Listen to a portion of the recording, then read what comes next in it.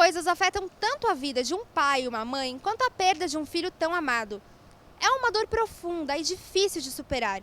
Só conhece de fato essa sensação quem vivencia e só consegue superar quem se apega em Deus.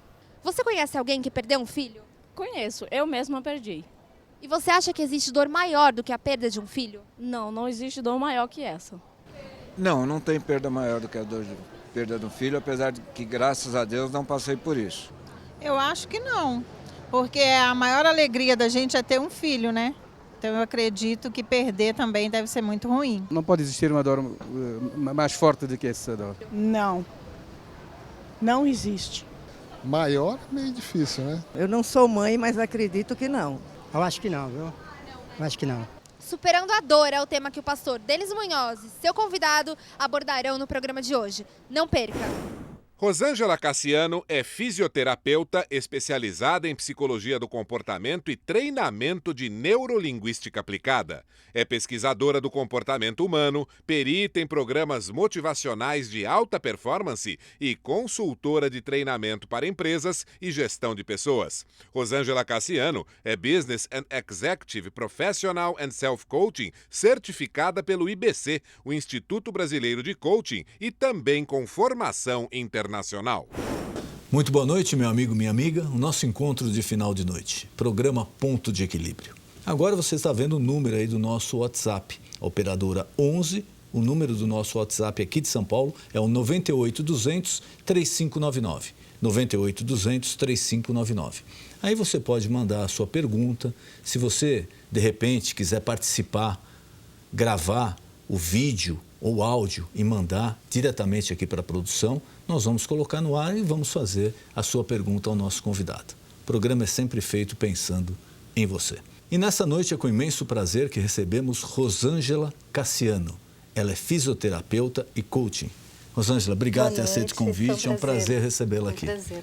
E a gente já batia um papo aqui um pouquinho antes, e é um tema que, é lógico, é difícil de se superar, é difícil de se encarar. Nós sabemos que, lógico, a pessoa tem que procurar em Deus essa força, porque se não procurar fica muito difícil, fica praticamente impossível. É verdade. Mas é um tema que, secularmente falando, parece que tem causado traumas na absorção e no tratamento, que é a dor de um pai ou de uma mãe pela morte de um filho. Isso parece que traz sequelas se a pessoa realmente não procurar administrar ou resolver o problema para a família inteira, é isso? É verdade. A pessoa sozinha, quando ela passa por esse processo de luto, que foi o que aconteceu comigo, fica difícil dela encontrar uma saída. Você se incomoda a gente falar um pouquinho do teu processo para o nosso telespectador? De jeito nenhum, fica à então, vontade. por favor, eu gostaria, acho que isso daí ilustraria bem, né, para o nosso telespectador que aconteceu, o que se passou.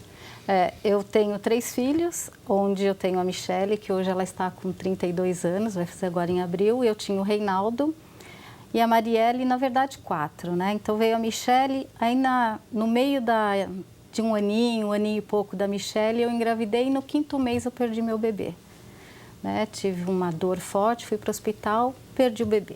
Então, foi meu primeiro luto. Depois de 3 anos, apareceu um bebê pra gente, eu adotei, que é o Reinaldo, e ele viveu com a gente 18 anos. Faltando 4 dias para completar 18 anos de vida, o Reinaldo sofreu um acidente de mobilete e foi embora. Depois de 7 anos e 4 meses e alguns dias, lá vai a minha filha, a Marielle. Partiu também num acidente de carro. Então, você perdeu os 2 filhos em acidentes? Em acidentes, isso. Então, assim, o que a gente estava até comentando agora há pouco, que cada fase, cada luto que eu vivi, um foi diferente do outro. Então, quer dizer, o primeiro eu não tinha noção do que era, não tive aquele contato de pegar aquele bebê, amamentar, então foi diferente do Reinaldo, que ele veio, ele e a Marielle, eles tinham diferença de 45 dias de vida. Ela nasceu dia 25 de outubro, ele dia 10 de dezembro de 86. E aí os 2 eu amamentei. Então, assim, quando o Reinaldo foi tirado do meio dessa vida, foi como se alguém tivesse arrancado ele da minha barriga, sabe? E foi muito doído. Então, assim, eu não tinha aquele preparo para lidar com a situação, né? Foi terrível. E já da Marielle foi diferente. Eu já tinha recursos para lidar com aquela dor. E para que depois eu pudesse seguir com o funeral, fazer tudo que tivesse que ser feito, receber as pessoas, não me economizar na minha dor em termos de chorar, de falar para as pessoas o que aconteceu. E fui eu mesma que liguei para as pessoas para contar, para dar notícia de que ela tinha falecido. Então eu já tinha mais força. E hoje é exatamente isso que eu faço. Eu atuo na área de coaching para mães que perderam filhos, ou seja, coaching de luto. E o que vem a ser esse coaching de luto? É um processo onde eu vou ajudar essa mãe a se reorganizar de novo no mundo, né? Onde ela vai se reorganizar internamente, encontrando o quê? Buscando novamente novos recursos para ela voltar a ser quem ela era, porque não existe uma pessoa melhor que ela que precise dela. Então, começa a trabalhar ela, o seu eu interior, tirando essas dores, fazendo ela vivenciar as fases do luto, não é? Porque tem pessoas que ficam entorpecidas durante o funeral todinho, onde tem até médicos que dão medicamentos para a pessoa ficar meia zen, ficar legal. Em muitos casos, né? Para pessoa, superar. Às vezes até necessita de atendimento médico no funeral de um parente próximo. Isso. E aí o que acontece? Essa mãe sofre muito mais lá na frente quando ela é medicamentada, quando ela toma um remedinho para segurar essa dor, para que ela não sofra. Então, você, nesse aspecto, você é contra? Eu sou contra, porque foi o que aconteceu comigo, com o Reinaldo, quando eu cheguei no hospital, que eu disse que eu queria ver meu filho, e eu fui barrada. Eles disseram, não, a mãe dele já esteve aqui. Eu falei, não, a mãe dele sou eu. Não. Eu falei assim, olha, gente, eu sou a mãe dele, eu preciso ver meu filho. Aí veio até uma enfermeira com um médico junto para me aplicar uma injeção de calmante, e eu falei, eu me recuso. Mas você já sabia que ele estava morto? Já sabia. Eu estava dando uma palestra para 50 mulheres, quando eu recebi a ligação. Ai, olha, o nosso filho está embaixo de um caminhão. Eu falei, não entendi a piada, né? E aí eu já sabia, assim, que ele... Foi até a pergunta que eu fiz para ele, para o meu ex-marido na época. Eu disse a ele, ele morreu? Ele disse, ainda não. Aí quando ele disse ainda não, eu entrei no carro e eu... Já sabia que a situação era muito grave. Eu fiz uma oração a Deus. Eu sou muito fervorosa, eu acredito muito em Deus. E nessas horas não existe nada melhor, né? Né, verdade. Nada melhor. Todo o poder vem dele para nos fortalecer, nos guiar, né? Nos mostrar como agir. Verdade. Porque realmente, humanamente falando, você fica perdido. Você fica sem chão. Você perde o chão. Você perde o chão. E aí foi aqui que eu falei para Deus, eu falei, Senhor, eu não sei de nada, só o Senhor sabe de todas as coisas. Faça o que for melhor para o meu filho. E ele fez o que foi melhor. Porque eu não tinha noção das sequelas que ele poderia ter. Na verdade, até tinha. Então, na verdade, eu não queria que ele passasse por aquilo. Então, algumas pessoas até me chamaram de egoísta quando eu comento que eu falei para Deus. Eu falei, Senhor, o Senhor sabe de todas as coisas, eu não sei de nada. Se for da sua vontade, o Senhor fica com ele. Se não for, o Senhor me devolve e eu vou continuar cuidando dele com todo o amor que o Senhor me ensinou a ter por ele, né? Mas Deus sabe o que faz. Sem dúvida. E ele levou o Reinaldo, então ele ele ficaria tetraplégico, ele só teria movimento dos olhos, então, ou seja, ele vegetaria. Meu filho fazia propaganda, ele estava gravando Malhação, e aí? Mas é uma pessoa ativa, um jovem muito ativo. Ele ia sofrer muito com isso. Então, eu penso que no meu amor singelo de mãe, embora ele não fosse gerado por mim, eu acredito que eu fiz o certo. E a mesma coisa foi da Marielle, quando eu recebi a ligação, 5h20 da manhã. A Mariana ligou e falou assim, tia, nós sofremos um acidente e eu bati o carro. Eu falei, tá, quem estava com vocês no carro? Eu, a Marielle e a Letícia. Eu falei, tá, e como que elas estão? Tia, a Letícia acho que está morta. A Marielle está presa nas ferragens e eu estou bem. Eu falei, então tá bom, já chamou o resgate? Não, pensei em ligar primeiro para a senhora. Falei, então vamos lá, vamos desligar, você liga para o resgate, eu ligo daqui e já a gente se fala. E deixei para ela ligar para o resgate. O que eu fiz? Eu dobrei meus joelhos no chão, naquele momento, e falei assim, pai, de novo eu estou aqui na sua frente, lhe dizendo, faça o que é melhor pela minha filha. Eu não sei de nada, só o Senhor sabe de todas as coisas. Se for para que ela fique bem ao seu lado, que o senhor recolha, senão o senhor me devolve. É a atitude mais sábia. E foi o que eu Atitude mais fiz. sábia. Doeu? Muito, muito. Não, sem dúvida. Porque também, Mas eu entreguei de volta. a gente precisa separar. Quando a gente entrega na mão de Deus, a nossa vida, Ele deu a vida para nós. Né? Então a vida é dele, não é nossa. Quando a gente entrega na mão de Deus, isso não quer dizer que é lógico que o teu lado humano não vai ter um sentimento. Imagina. Você é seu filho, é uma parte de você, é a convivência de anos. É lógico que Deus vai dar o refrigério, mas a parte humana, ela sente as saudades, ela Nossa. sente a dor, todos esses sentimentos. Por isso que eu te pergunto, quando uma mãe vem falar com você, é lógico que só de você já apresentar essa sua bagagem a ela, a pessoa realmente reconhece, fala, bom, ela superou. Né? Ela conseguiu superar tudo isso. Mas qual o principal sentimento na hora que a pessoa vem te procurar? O que ela te fala inicialmente? Essa mãe, quando ela me procura, o que ela traz? Ela traz um sentimento de culpa. Porque na inocência dela, ela acredita que ela falhou em algum momento da vida dela, que ela até se sente castigada. Ela fala, ai, Deus me deu um castigo porque eu não dei atenção, porque eu só pensei em trabalho, porque meu filho me pediu, ai, mamãe, vamos ali tomar um sorvete, vamos no cinema, deixa eu ir na casa do meu amigo. E ela diz, não, mas não é verdade, né? Esse sentimento de culpa é bobagem, porque a gente não tem uma bolinha de cristal para falar, olha, faz alguma coisa que teu filho está te pedindo, porque vai acontecer ele tal vai morrer coisa daqui amanhã. a pouco. Não, a gente não sabe, a gente não tem essa bolinha de cristal, entendeu? Então é assim, eu falo para as mães, você fez o seu melhor, você fez aquilo que você podia e sabia naquele momento. Então não se sinta culpada. Mas se você se sente culpada, então ela fica, não, mas eu me sinto. Tá? Então tem algumas técnicas, algumas ferramentas que a gente começa a trabalhar e ela se libera dessa culpa, né? Isso é muito comum no casal, um ficar culpando o outro. Eu mesmo, de exemplo, quando meu filho faleceu, eu dizia a ele, você é culpado, porque eu joguei toda a culpa em cima dele, mas eu não tinha esse esclarecimento de que não existe culpado. Existe um fato, existe uma situação que ela precisa ser trabalhada. Eu acho que ainda agrava mais quando a morte em decorrência de um acidente, que tem muito aquela história, né? Pergunta para tua mãe se pode. A mãe fala, não, pergunta para teu pai se pode. Fica aquele jogo. Alguém autorizou, né? E se infelizmente acontece uma desgraça num evento desse, eu acho que a culpa, ou para o pai ou para a mãe que deu a palavra final ali, a cobrança deve ser terrível, né? É dado como uma sentença, né?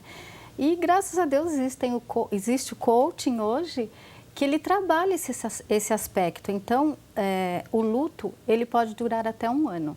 Passou disso, ele já vira um luto patológico e precisa de ajuda. Então, mesmo nesse... O que seria luto patológico? O luto patológico é aquele luto onde a pessoa ela não volta para a vida. Ela vive naquela tristeza, naquela agonia, ela se isola do mundo, ela se afasta das pessoas, ela acha que todo mundo é ruim, todo mundo é mal. E ela fica pensando só naquilo, só na morte, fica só alimentando na tristeza. Ela fica naquela fase do se eu tivesse feito isso, se eu tivesse feito aquilo, o meu filho estaria aqui comigo. Enquanto ela não se liberta desse se, ela fica doente. E aí é chamado o luto patológico, né? Que é acima de 1 ano. Acima de 1 ano, isso. Então, assim, eu atendo pessoas que vêm de terapia, da área da psicologia, psicoterapeutas, mas aí como o meu trabalho ele é diferenciado, aí a pessoa resgata, ela começa a se reorganizar para a vida de novo. Ela encontra, o meu trabalho é fazer essa pessoa ela encontrar um sentido para a vida de novo, para que ela possa sorrir sim, que ela possa sim se adaptar sem aquele filho, que ela possa, sim, falar desse filho com as pessoas, mas com sentimento de leveza, de amor, porque um filho, ele não está mais presente fisicamente, mas ele fica aqui. No coração da mãe. No coração. Então, essa é a coisa mais gostosa que tem, é encontrar esse significado. Eu já presenciei, a senhora estava falando, eu lembro de casos até que falava, olha, quando você for conversar com tal pessoa, não pergunta sobre a morte do filho que ela não assimilou até hoje. E coisa assim de 5 anos, 10 anos, tá? Os parentes mais próximos, os amigos falavam, olha, não toque nesse assunto porque ela não aprendeu ainda, ela causa muito sofrimento a ela. E depois de 10, 15 anos. Isso é normal ainda acontecer. É como eu estava te falando no começo, na nossa conversa antes do programa, eu encerrei um processo agora de coaching de luto, onde o casal viveram 14 anos num processo de luto. 14 anos. 14 anos. E isso é duro. Então, assim, eles tinham a terapeuta deles, tomavam medicamento, mas ficaram presos de uma forma. A culpa que eles tinham era tão grande, que era a única verdade que eles tinham. Nós somos culpados pela morte da nossa filha. E aí o processo de coaching trouxe isso, resgatou. O que eu descobri nesse processo? Que eles não vivenciaram o luto de verdade. O funeral em si, eles se trancaram, então eles ficaram igual uns robozinhos ali, sabe? E aí eles não choraram aquela perda. E o meu trabalho, eu falo que ele é muito lindo, porque dentro das ferramentas, uma delas que eu amo trabalhar de paixão é o perdão. Quando você vem com essa coisa de trabalhar o perdão, tudo se ressignifica. E foi neste momento... O perdão é bíblico, né? Nós temos que perdoar a todos, a todo momento, porque Jesus nos perdoa a toda hora. Né? Não é? E falta isso. Então, quando eu entro na dinâmica do perdão, gente, é descortinar aquela situação. E tudo começa a fluir. Em alguns casos que, às vezes, a pessoa... eu, infelizmente, presenciei um caso, um conhecido meu, ele perdeu também um filho de 18 anos, acho que na época um acidente de moto, e parece que a pessoa ela ficou presa a isso. O que aconteceu? Depois de muitos anos desse acidente, ele, por exemplo, ele não deixou ninguém mexer no quarto do filho. O quarto do filho estava exatamente do jeito que foi arrumado a última vez que o filho dormiu lá. Uhum. Ele colocou pela casa, espalhou pela casa fotos do filho, com lembranças, quer dizer, todo local que ele se locomovia na casa, ele via praticamente o rosto. Isso não ajuda em nada, né? Então, no primeiro ano é até aceitável que isso aconteça. Como ele achou, que ele encontrou de lidar com aquela situação. Passou de um ano, aí já entra naquela questão do luto patológico mesmo. Aí ele precisa de ajuda, porque ele pode sim começar a escolher, a desfazer sim daquele lugar, entregar para o filho, fazer uma referência ao filho, uma reverência ao filho, dizer, olha filho, você não está mais no meio de nós, o papai vai ficar com essa foto sua, com essa camisa sua. Ele começa... É o trabalho que a gente tem, que a gente faz, ou que eu faço especificamente, junto com ele, escolher a melhor foto dele, escolher a melhor viagem de lembrança que ele teve, a roupa que ele fala, nossa, essa roupa aqui, a gente foi em tal lugar e fica com aquela peça de lembrança, sabe? Quando ele achar que, puxa, é Natal, vou usar essa blusa para lembrar dele numa Páscoa, num aniversário. Fazer disso um ritual onde ele se sinta confortável, mas ele precisa se libertar, sim, dessa situação. É preciso. E, lógico, não sei se estatisticamente existe algum dado, não, mas o que é mais fácil para os pais? É quando perde o filho. Mais fácil que eu digo de administrar, de aceitar, de superar. Uhum. Quando perde o filho numa idade ainda infantil, adolescente ou adulto, ou não existe nenhum estudo sobre isso? Não, o que existe o filho é filho. O que existe, a diferença que eles costumam falar é que existem diferenças de tipos de dor. Ele varia de grau com a intimidade que a pessoa tinha com o morto, né? Ou com a pessoa que morreu. Isso que existe. Mas para um filho não existe. Então, igual o bebê, eu não tinha visto, eu não acalentei ele aqui. Mas ele fazia parte do meu ser. Então, eu sofri muito. O rei não saiu do meu ventre, mas eu amamentei. Então, eu acalentei, ele fazia parte do meu ser. A Marielle saiu de mim, de dentro da minha barriga, eu gerei ela, eu amamentei, então ela faz parte do meu ser. Então, o filho não tem como. São dores diferentes, mas São dores diferentes. Então, não dá para existe, se dimensionar. não dá para falar, não dá. É imensurável. E as pessoas que às vezes, e é comum também, acontece uma tragédia como essa, perda de um filho, e a pessoa fala, olha, vamos sair, vamos viajar, vamos ficar fora um tempo, vamos nos afastar um pouco da casa, porque a gente convivia muito com ele aqui, ou não vamos em tais locais que a gente ia com ele. Isso daí funciona, ajuda, ou uma hora tem que ser encarado, não, olha, a casa é aqui, nós moramos aqui. Uma hora... Então, é o que eu disse, até 1 ano é aceitável a pessoa falar, olha, eu não quero ficar aqui, isso me causa dor, me causa muita tristeza. Então, é legal respeitar esse momento, não é? Mas depois de 1 ano, não, ela precisa se reorganizar, precisa voltar para o espaço dela, viver a vida dela, é preciso. Conversar com outras pessoas que tiveram essa experiência é válido também? Nossa, muito, ajuda muito, porque aí essa pessoa ela vai entender que ela não é a única que está vivendo esse processo de luto. Às vezes dá esse sentimento, né? Isso só aconteceu comigo. Isso. Então, eu costumo até fazer coaching em grupo de mães que perderam filhos, onde cada uma fala da sua dor, da sua situação, e uma vai percebendo o momento de dor dela, fala, puxa, eu vivenciei isso. Outra fala, não, eu não vivenciei isso, olha, então eu não estou sozinha nessa. E elas em grupo acabam dando forças uma para a outra.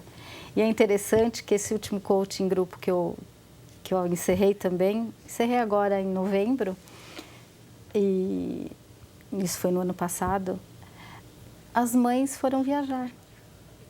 Foi bem bonito. Então, cada uma, elas se reuniram para comemorar o passeio delas, para comemorar o fim do luto que elas intitularam, né? A gente viveu uma fase, a gente finda aqui e nós vamos ser felizes de novo, porque eles estão ao nosso redor. E acho então, que foi bem lindo. O cuidado também é porque essa sequela acaba atingindo não só o pai e a mãe, mas toda a família. Toda a família. E às vezes é o irmão, é o tio, é o primo. Sim, porque e acaba envolvendo todo mundo. Isso, porque, mais uma vez, voltando para a minha realidade, quando o Reinaldo faleceu, eu não queria receber mais ninguém na minha casa. Eu achava que as pessoas eram falsas. Porque, assim, quando a pessoa falece, você sai do enterro, vai todo mundo para tua casa, né? Fica aquela festa. Depois vai todo mundo embora. E aí eu falei, gente... Eu fiquei 1 semana sozinha, depois o povo vinha, ficava lá, e eu falei, não, eu não quero mais ninguém, se é assim, não quero. E aí eu passei a não querer ver ninguém, a falar com ninguém, eu não atendia telefone, eu passei meus pacientes para outras físios atenderem, a minha sala ficou fechada, e a minha filha que falou, mamãe, volta para a realidade. Nós também, eu sei que você perdeu um filho, mas eu e minha irmã, nós também estamos sofrendo. E aí você fica presa numa dor, você esquece que tem marido, você esquece que tem filhos. Trabalhos, você esquece que tem trabalho. Eu esqueci dos meus pacientes, né? Mas eles entenderam, graças a Deus, eles entenderam aquele momento e depois tudo voltou ao normal. Mas foi um pedido da minha filha, da Marielle, que me fez renascer de novo para a vida, onde ela falou, eu também estou sofrendo, eu quero minha mãe de volta. Né? Porque eu fiquei numa tristeza profunda e eu passei só a brigar com meu ex-marido, que é uma estatística bem grande no luto, no processo de luto na perda de um filho, 50% das pessoas se separam. Será que é em função dessa cobrança que existe assim, até inconscientemente de um para com o outro? Isso, porque é mais fácil eu arrumar uma culpa, né? Culpar alguém por aquilo que aconteceu. O ser humano, infelizmente, sempre procura isso, ele nunca assume a culpa dele, né? Ele tenta passar um pouco da responsabilidade para outra pessoa. E hoje eu falo assim, hoje eu tenho uma consciência tão grande sobre esse assunto que é possível, sim. Você ter essa dor, você ter uma situação mal resolvida com seu marido, mas é possível, sim, o casal permanecer unido e juntos reencontrar forças, descobrir forças que eles têm que eles não sabiam. É trazer para a consciência. E esse meu trabalho tem resgatado esse amor entre o casal. Queria, lindo. Mais uma vez, agradecer a sua presença aqui. Nosso programa está se encerrando. Queria passar uma mensagem ao nosso telespectador que, espiritualmente, só Deus pode te dar esse refrigério. Só Deus pode restaurar a sua alegria, por pior que seja a situação que você enfrenta. O doutor aqui apresenta também as alternativas, que são válidas, lógico. Deus constituiu pessoas como a senhora para ajudar em todo esse processo, que é um processo realmente traumático. Queria agradecer a presença da senhora e colocar à disposição algo que eu não perguntei, algum tema, algum recado que a senhora queira passar para o nosso telespectador. Fique à vontade. Tá bom. O que eu quero dizer para você é que se por um acaso você perdeu alguém, perdeu um filho, um marido, uma mãe, um pai, ou até que muitos não se falam, mas pessoas que perderam trabalho, que estão em transição de carreira, também vivem um processo de luto. Ele fica confuso. E se você se sentir assim, meio confuso, meio sem noção de sentido, de direção de sentido, o que fazer, o que eu faço, se você estiver sofrendo, procure um profissional, ele vai te ajudar e você vai se tornar a pessoa nova. Você vai se renovar, você vai se reorganizar, tanto pessoalmente, profissionalmente e espiritualmente. Vale a pena. Fica aqui para você. Muito obrigado, foi um prazer recebê-lo aqui. O prazer foi meu. Obrigada. O nosso encontro de final de noite, programa Ponto de Equilíbrio. Boa noite.